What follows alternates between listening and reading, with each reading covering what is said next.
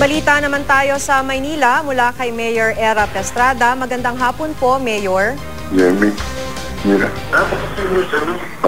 Hello? Hi, Mayor. Si Maki Pulido po ito. Magandang hapon po.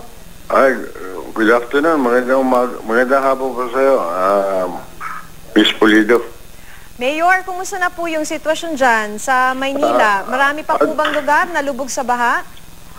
Under control naman lahat. Under control.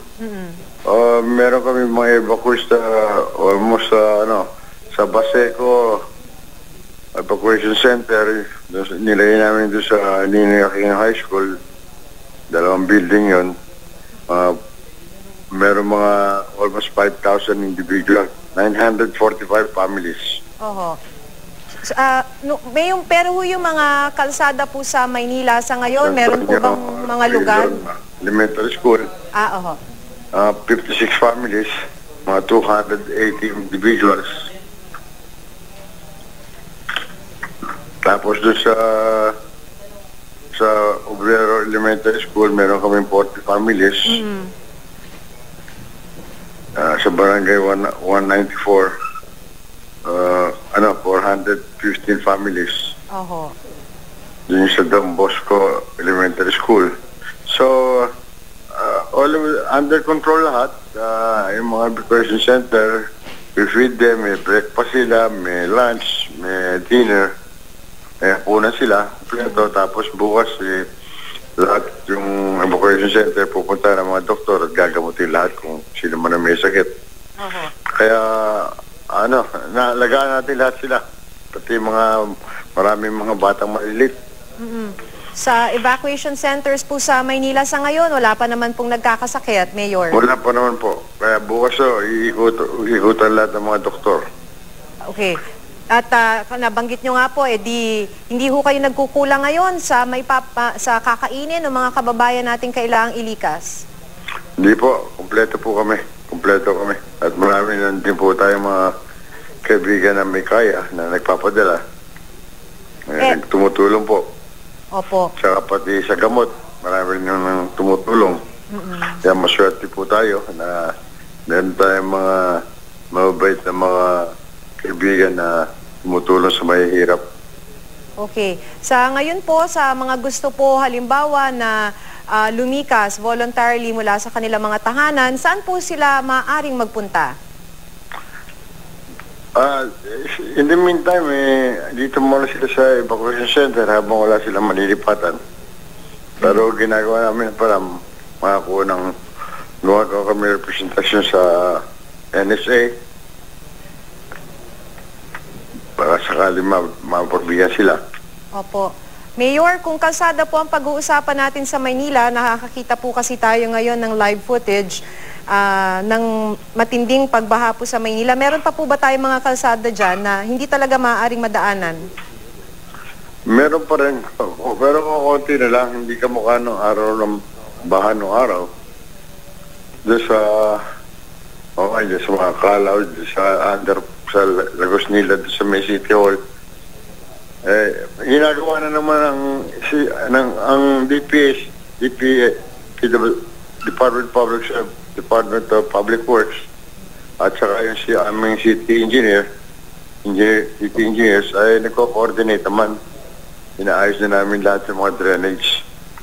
Okay, so sa ngayon po... At saka, mabuti naman, sa samantalang yung pagkakataon na ito, nag-usap kami ni Secretary Singson ng DPWH at meron ng budget ang national government, kaya yata ni President Aquino, na may budget na para magkaroon ng dredging ng mga esteros. Ang Maynila, pinakamaraming esteros Oho. Kaya malaking bagay yun kung bibigay ng tulong ang national government. Malaking bagay, may iwasan na yung mga baha. Oho. Mayor, babalikan ko lang po yung sitwasyon ng ating mga kababayan. Meron pa po bang mga lugar sa Metro Manila na you consider po critical at tinututukan ninyo at kailangang palikasin yung ating mga kababayan? Ang talagang critical ay yung siyempre mga along the esteros. Ang Maynila, pinakamaraming esteros. Kaya yan ang kailangan talagang mailipat agad. Dahil sa pag-oras tumaas yung tubig yan. Nakita naman natin ng mga nakaraang bagyo, yung mga tao nandun sa ibabaw ng bubong nila, ng bahay nila.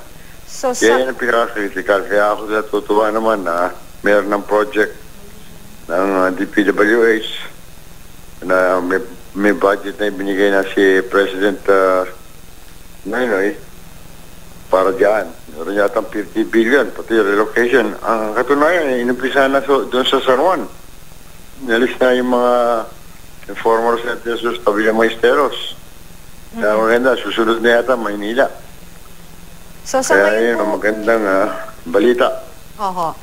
Pero sa ngayon po, Mayor, marami po may mga kababayan pa po ba tayo na nandun sa gilid ng mga estero na hindi pa po lumilikas and are in danger pagka tumaas po yung tubig? Marami pa, pero ngayon safe na sila, medyo naka-akit na sila. Nakuha na namin yung iba, nandun na sa may evacuation center. Pero may mga kailangan pa pong puntahan at palikasin. Sa ngayon, wala na, siguro, wala na naman. Pababa na naman siguro itong tubig ngayon. Okay, marami. Pero nakabantay naman kami, maganda naman ang coordination ng aming disaster risk resistance. At saka yung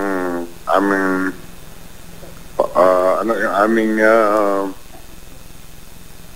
Department of Social Welfare. Magandang coordination. Okay. Kaya maganda, safe na safe, kompleto sila, meron silang almusal, may tanghalian, may hapunan. Kaya okay lahat, pati health nila, may mga doktor tayong pinapupunta ron. Bukas may mga doktor na darating din na marami. So, under control lahat. Madam Miss Polito. Mabuti naman po, Mayor.